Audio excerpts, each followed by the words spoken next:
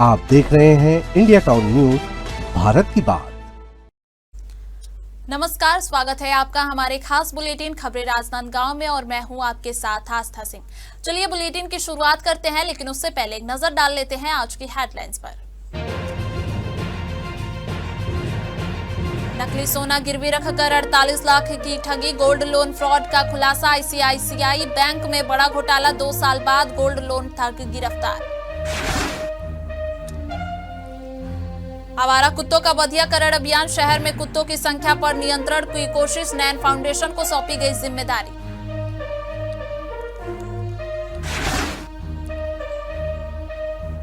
शंकराचार्य विवाद पर कांग्रेस का हमला, भाजपा सरकार पर साधा निशाना, धर्म और राजनीति पर कांग्रेस की चेतावनी।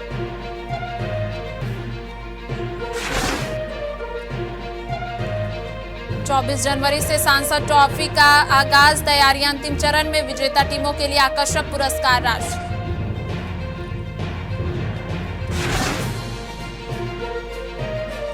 लाखों के मोबाइल फोन बरामद, बसंतपुर पुलिस की सफलता, मोबाइल मालिकों को किया गया सुपुर्द।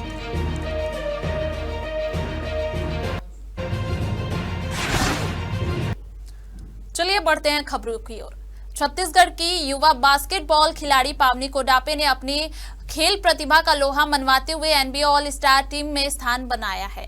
रेवाडी की इस प्रतिभाशाली खिलाड़ी ने प्रयागराज में आयोजित ACG junior NBA national city league में डीपीएस राजनांदगांव की बी टीम का प्रतिनिधित्व किया। हालांकि उनकी टीम प्री क्वार्टर फाइनल में हार गई।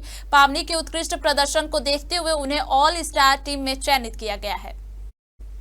पावनी की सफलता केवल उनके प्रयासों का परिणाम नहीं है, उनके और उनकी बहनों के अंतर्राष्ट्रीय स्तर की उपलब्धियों के पीछे कोच कालवा राजेश्वर राव और कालवा राधा राव की विशेष योगदान है। ये दोनों कोच रेवाडी वार्ड में बच्चों को निःशुल्क प्रशिक्षण देकर कई प्रतिभाशाली खिलाड़ियों को राष्ट्रीय और अंतर्राष्ट्रीय प्रतियोगिताओं में खड़ा कर चुके हैं। पावनी अपनी उपलब्धियों का श्रेय अपने कोचों के साथ साथ शासकीय पूर्व माध्यमिक विद्यालय रेवाडी की अध्यापिका और प्रधान पाठक अनूप रामकंवर को भी देती हैं, जिन्होंने उन्हें खेल के प्रति प्रोत्साहित किया। फिर उसके बाद आई थी रेवाडी घूमने ऐसी, तो मेरी बहन को खेलते देखी तो मेरा भी इंटरेस्ट हुआ खेलने का। तो फिर खेल रही हूँ इसको देख के। तो अभी मैं 3-4 नेशनल खेल चुकी हूँ, इंटरनेशनल भी खेली हूँ और अब मन लगता है खेलने का। घर में तो पैसे का प्रॉब्लम है, मेरी मम्मी दूसरे के घरों में काम करती है और पापा ड्राइवर है, तो पैसा नहीं है, तो हम लोग नहीं आ रहे थे खेलने बीच में। फिर इसके बाद घर वाले मोटिवेट किए, जाओ खेलने, हम लोग करेंगे मैनेज करके। फिर इसके बाद मेरे कोच जो है कलवा राजेश्वर राव, वो भी मोटिवेट किए, मैम भी कलवा राधा राव वो भी की। और फिर यहाँ स्कूल में आती थी खेलने। फिर उसके बाद युगांतर पब्लिक स्कूल में मेरे कोच भेजे कि फ्री में वहाँ है तो वहाँ चले जाए, ऐसा करके फिर मैं आई। नहीं सर, ये क्या है, इन लोग बोले कि यहाँ खेल चल रहा है शुरू से बास्केटबॉल वगैरह का, तो खेल में जाएंगे हम लोग। मैं बोला ठीक है, इसी खेल में चले जाओ, दूसरे खेल तो खेलना नहीं चाहते बोलते इन लोग, यही खेल खेलेंगे। तो ठीक है बेटा, जैसी तुम्हारी इच्छा, जैसे खेलना हो तो ठीक है, बढ़िया खेलना, बढ़िया नाम रोशन करना, गांव का, जिला का, राज्य का, सर का, स्कूल का। बस यही चाहते थे हम कि अच्छा भी खेल रहे हैं बच्चे लोग, बढ़िया आगे खेलते रहे, आगे बढ़े। हम तो जो भी मेहनत कर रहे हैं अपनी तरफ से कर ही रहे हैं। बेटी है, बेटिया है, बेटा है। ये तो सर के महे से बहुत मतलब वो मिले है, मतलब मदद मिली है सर से, वहाँ से, स्कूल से, डीपीएस से। जो सर है ना, वो तरफ से बहुत मदद मिली है सर हमारा। कभी ऐसा लगा था कि मतलब ये जो बेटे हैं नहीं लगे? क्या कहना चाहते हो बाकी मतलब जो देखकर यहाँ और भी लड़कियां हैं, मन भी सोचते कि काश लड़का होती तो और कुछ नाम रोशन करती, सब कुछ नहीं सर, ये मोर बेटा ही है, लड़की नहीं है, बेटा ही है। सर हमारे यहाँ अदिति कोड़ापे, अंजलि कोड़ापे, पावनी कोड़ापे, मुस्कान कोड़ापे, रागिनी कोड़ापे और एक छोटी बहन है, नाम मुझे याद नहीं आ रहा है। ये 6 बहनें हैं, एक गरीब परिवार से हैं। माता इनकी घरों में काम करती है, पिता इनके ड्राइवर हैं। बहुत ही छोटा परिवार है इनका आर्थिक दृष्टि से देखा जाए तो। लेकिन ये बच्चियां खेल के क्षेत्र में इन्होंने जो कला दिखाई है वो वास्तव में मानने लायक है। पढ़ाई में भी ये लड़कियां अच्छी थी, लेकिन खेलों के प्रति इनकी विशेष रुचि थी, जिसको हमारे रेवाड़ी के बास्केटबॉल के कोच कलावा दंपत्ति श्री राजेश्वर राव और श्रीमती राधा राव मैडम ने देखा, परखा और उनको आगे बढ़ने के लिए जो प्रेरित किया, वो आज इनको वहां तक ले गई है कि आज वो अंतर्राष्ट्रीय स्तर पर बहनें खेल के आई हैं। छोटी बहन है जो पावनी, उसका भी NBA स्टार उसमें सिलेक्शन हुआ है। राजनांदगांव जिले के तिलई रवार शासकीय उच्चतर माध्यमिक विद्यालय में गौ सेवा संकल्प दिवस मनाया गया। कार्यक्रम की शुरुआत प्रार्थना सभा से हुई, जिसमें विख्याता थंगेश्वर कुमार साहू ने सभी छात्र छात्राओं और स्टाफ सदस्यों को गौ सेवा के लिए संकल्प और शपथ दिलाई। कार्यक्रम में यह संकल्प लिया गया कि सभी अपने घरों में गौपालन करेंगे, सदैव देशी घी, गाय के दूध और घी का सेवन करेंगे, साथ ही गोबर खाद और गोमूत्र से उत्पाद अनाज और सब्जियों का ही उपयोग करने के साथ रासायनिक खाद एवं जहरीले कीटनाशकों से उत्पादित अनाज का बहिष्कार किया जाएगा। इसी कड़ी में विद्यालय में गौ विज्ञान पर परीक्षा का आयोजन किया गया, जहां परीक्षा में छात्र छात्राओं ने बढ़ चढ़कर भाग लिया। परीक्षा संचालन के प्रभारी विख्याता थंगेश्वर कुमार साहू रहे। सनातन धर्म के सर्वोच्च धर्म गुरु शंकराचार्य स्वामी श्री निश्चलानंद सरस्वती महाराज का पावन सानिध्य राजनांदगांव में 28 और 29 जनवरी को 2 दिवसीय हिंदू राष्ट्र संगोष्ठी और विशाल धर्म सभा के लिए होगा। यह आयोजन धर्म संकट परिषद, आदित्य वाहिनी और आनंद वाहिनी समिति द्वारा आयोजित किया जा रहा है। 28 जनवरी को स्वामी सीधे प्रयागराज से राजनांदगांव पहुंचेंगे। वहीं 29 जनवरी के सत्र में शंकराचार्य स्वामी हिंदू राष्ट्र के लिए संगोष्ठी के माध्यम से जनमानस को जागरूक करने का अभियान चलाएंगे। इस विषय में समाज सेवी सीमा तिवारी ने मीडिया को बताया कि स्वामी श्री निश्चलानंद सरस्वती का उपदेश न केवल धार्मिक और आध्यात्मिक बल्कि वैज्ञानिक, सामाजिक और कृषि संबंधी ज्ञान में भी मार्गदर्शन प्रदान करता है। उन्होंने आम जनता से आग्रह किया कि अपने बच्चों और परिवारों के साथ उपस्थित होकर गुरुदेव आशीर्वाद और प्रत्यक्ष मार्गदर्शन प्राप्त करें। पूरी शंकराचार्य भगवान श्री यहाँ पर 28 जनवरी को प्रातःकालीन सीधे प्रयागराज से यहीं आएंगे और उसके उपरांत पाटीदार भवन जो जी रोड में स्थित है, वहाँ 11:30 बजे के आसपास आम सभा, जिसमें कि पूरा विशाल अपने क्षेत्रवासी सब उपस्थित रहेंगे। गुरुदेव भगवान वहाँ पर उनसे मार्गदर्शन, सीधे सीधे संवाद भी होगा और संध्याकालीन सत्र में भरपूर लोगों को दर्शन देंगे। और दूसरे 29 जनवरी को गुरुदेव भगवान यहाँ पर प्रातः सत्र में पुनः संगोष्ठी के माध्यम से हिंदू राष्ट्र के लिए और जनमानस को एक जागृति करते हुए एक अभियान चलाएंगे। उसके उपरांत संध्याकालीन सत्र में यहाँ से दुर्ग के लिए आप प्रस्थान करेंगे। गुरुदेव भगवान। राष्ट्रीय सड़क सुरक्षा माह के 21वें दिन राजनांदगांव यातायात पुलिस ने बढ़ते सड़क हादसों के कारण और निदान विषय पर निबंध प्रतियोगिता का आयोजन किया। यह कार्यक्रम पुलिस अधीक्षक अंकिता शर्मा के निर्देशन में यातायात कार्यालय में आयोजित हुआ। इस प्रतियोगिता में लगभग 243 स्कूलों और कॉलेजों के छात्र छात्राओं ने भाग लिया। इसी कड़ी में यातायात पुलिस ने 22 जनवरी 2026 को जन सामान्य और विद्यार्थियों के लिए सड़क सुरक्षा प्रबंधन विषय पर रंगोली प्रतियोगिता आयोजित करने की जानकारी भी दी है। उन्होंने आम जनता से अपील की कि वे अपने और अपने परिवार की सुरक्षा के लिए हेलमेट पहने, दुपहिया वाहन में 3 सवारी न करें, वाहन चलाते समय मोबाइल का उपयोग न करें, तेज गति न अपनाएं, 4 पहिया वाहन में सीट बेल्ट लगाएं और नशे की हालत में वाहन न चलाएं। राजनांदगांव शहर के अलग अलग क्षेत्रों से चोरी हुए मोबाइल फोन की शिकायत मिलने के बाद बसंतपुर थाना पुलिस ने कार्रवाई करते हुए चोरी के 12 मोबाइल फोन बरामद किए हैं। बसंतपुर थाना की इस कार्रवाई से क्षेत्र में सुरक्षा व्यवस्था पर जनता का भरोसा और बढ़ा है। जानकारी के अनुसार शहर के अलग अलग हिस्सों से लाखों रुपए की कीमत के मोबाइल फोन चोरी होने की रिपोर्ट बसंतपुर थाने में दर्ज कराई गई थी। इसके बाद पुलिस ने तत्परता दिखाते हुए मामले की जांच शुरू की और छानबीन के दौरान सभी 12 मोबाइल फोन को सुरक्षित बरामद किया गया। बरामद मोबाइल फोन अब उनके सही मालिकों को सुपुर्द कर दिए गए हैं। पुलिस ने कहा कि चोरी की घटनाओं पर कड़ी नजर रखी जा रही है और आम जनता को भी सतर्क रहने की सलाह दी गई है।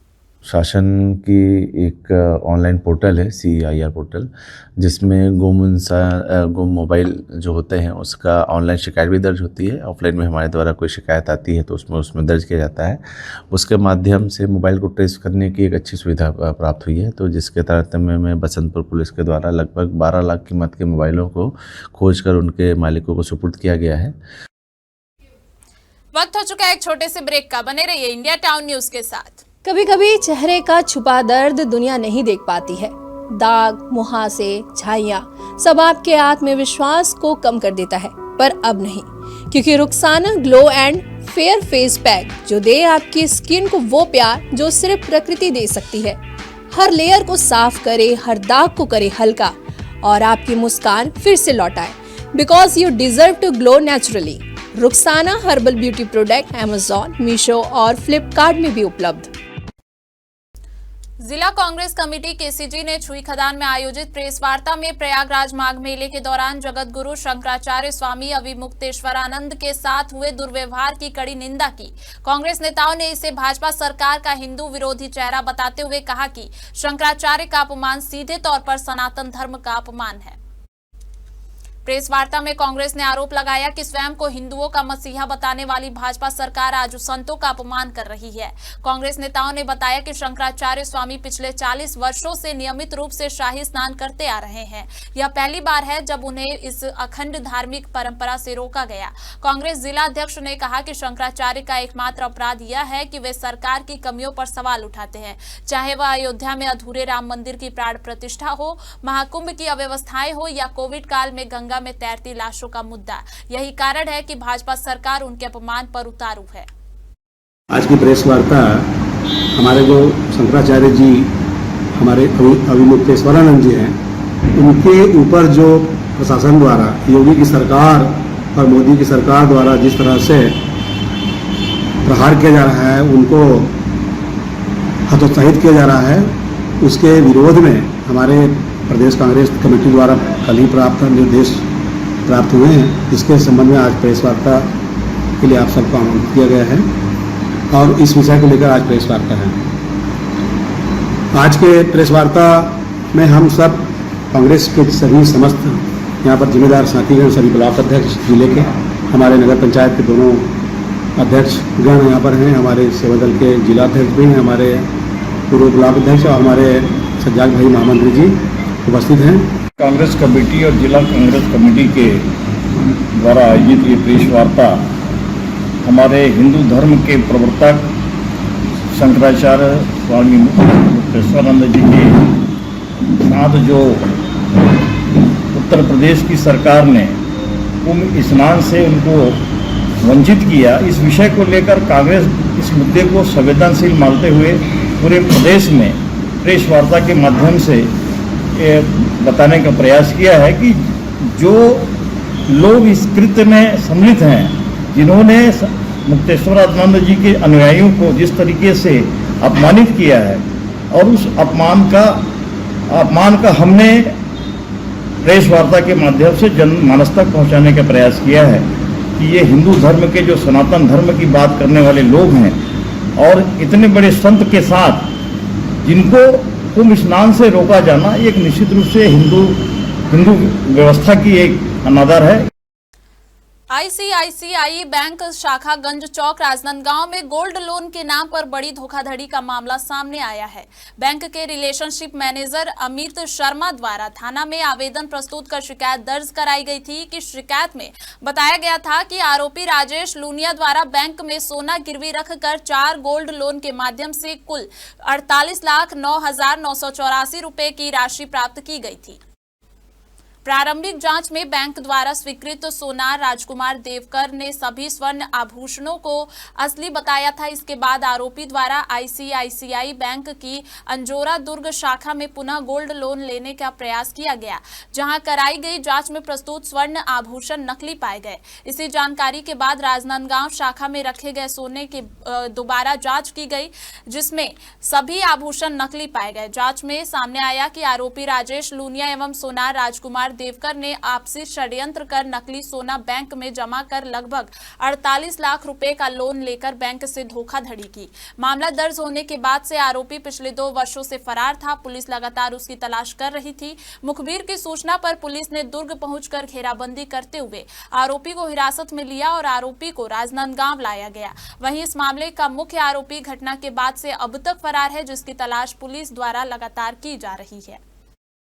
सन 2022 का मामला है। राजेश लूनिया के द्वारा ICICI बैंक में करीब 4 गोल्ड डिपॉजिट लोन लिया गया था, जिसमें उसके द्वारा सोना का गिरवी रख कर करीब 48 लाख रुपए का आसपास का गोल्ड लोन निकाला गया था।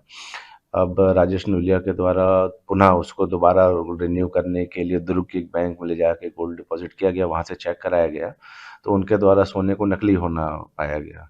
तो इस हिसाब से उनके खिलाफ राजेश लुनिया और इनके एक साथी हैं देवकर, राजकुमार देवकर, इनके खिलाफ में मामला पंजीबद्ध किया गया था। राजकुमार देवकर बेसिकली जो सोने को जो सत्यापित करने वाला था, सुनार था, वो था, और राजकुमार लुनिया द्वारा इसका गोल्ड जमा करा गया था। तो इस हिसाब से देवकर को हमारे द्वारा गिरफ्तार किया गया है।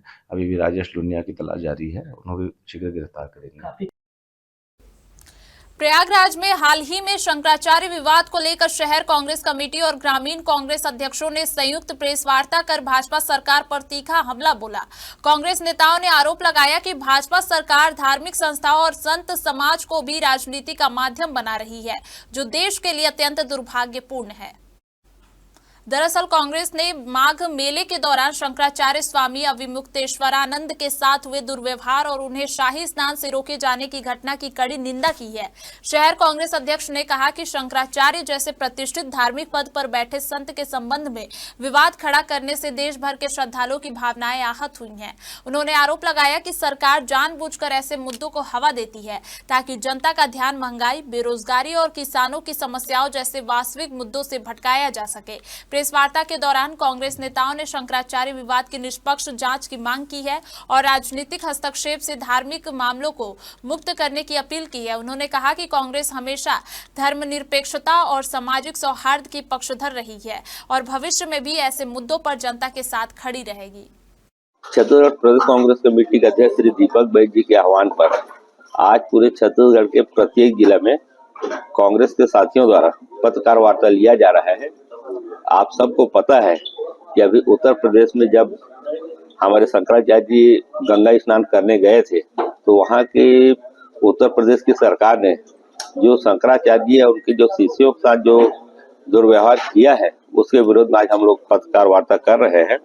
और आप सब जानते हैं कि शंकराचार्य जी सत्य सनातन धर्म के धर्म ध्वजवाहक है ना, और उनका विरोध करना समूचे हिंदू समाज का भी विरोध है। आप सबको पता है कि जब राम मंदिर का निर्माण हुआ और चूंकि वो पूर्ण हुआ नहीं था तो वहां पर शंकराचार्य ने सलाह दिया था कि इस मंदिर का निर्माण अभी पूर्ण हुआ नहीं है, इसको रोका जाए।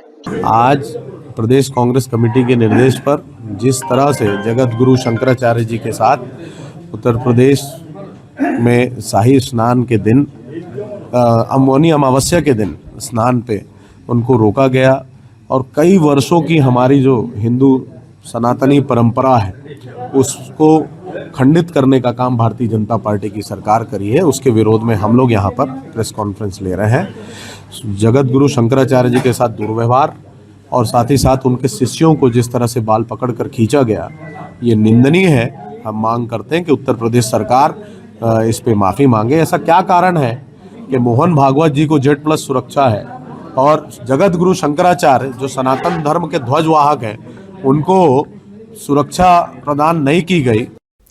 जिले में खेल प्रतिभाओं को प्रोत्साहित करने और युवाओं को सकारात्मक दिशा देने के उद्देश्य से आयोजित की जा रही बहुप्रतीक्षित सांसद संतोष ट्रॉफी की तैयारियां अब अंतिम चरण में पहुंच चुकी हैं। प्रतियोगिता का शुभारंभ 24 जनवरी को उद्घाटन समारोह के साथ किया जाएगा। आयोजक कैलाश शर्मा ने बताया कि नशा से दूर रहने वाली टीमों को प्रवेश शुल्क में विशेष छूट दी जा रही है। इसका उद्देश्य युवाओं को नशा मुक्ति जीवन अपनाने के लिए प्रेरित करना। इस प्रकार यह प्रतियोगिता खेल के माध्यम से सामाजिक जागरूकता का सशक्त मंच बन रही है। प्रतियोगिता में विजेता टीमों के लिए आकर्षक पुरस्कार राशि भी रखी गई है। समिति ने बताया कि टीमों का मैच टाइम टेबल तैयार किया जा रहा है और इसे शीघ्र ही जारी कर दिया जाएगा। मैदान की सजावट, पिच निर्माण, खिलाड़ियों की सुविधा और अन्य व्यवस्थाओं को अंतिम रूप दिया गया है। समिति ने खेल प्रेमियों से अपील की है कि वे अधिक से अधिक संख्या में उपस्थित होकर खिलाड़ियों का उत्साहवर्धन करें। राजनांदगांव ग्रामीण स्तरीय क्रिकेट टूर्नामेंट जो टेनिस बॉल के माध्यम से पड़गमाचार भाटा के मैदान में और कापा के सहयोग से संपन्न होने जा रहा है, जिसमें राजनांदगांव संसदीय क्षेत्र के ग्रामीण क्षेत्र की श्रेष्ठ टीमें भाग लेगी।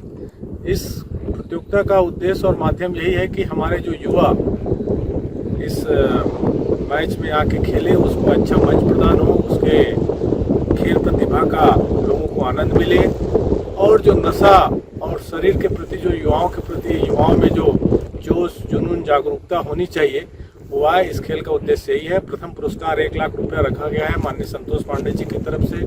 आप सभी क्रिकेट टीमों से मेरा आह्वान है कि आप इस मैच में आइए और भाग लीजिए। धन्यवाद।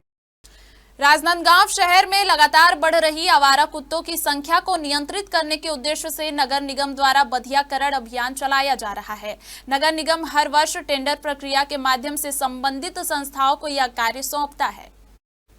शहर में वर्तमान में करीब 5000 से अधिक आवारा कुत्ते बताए जा रहे हैं, जिनकी बढ़ती संख्या से नागरिकों को कई तरह की परेशानियों का सामना करना पड़ रहा है।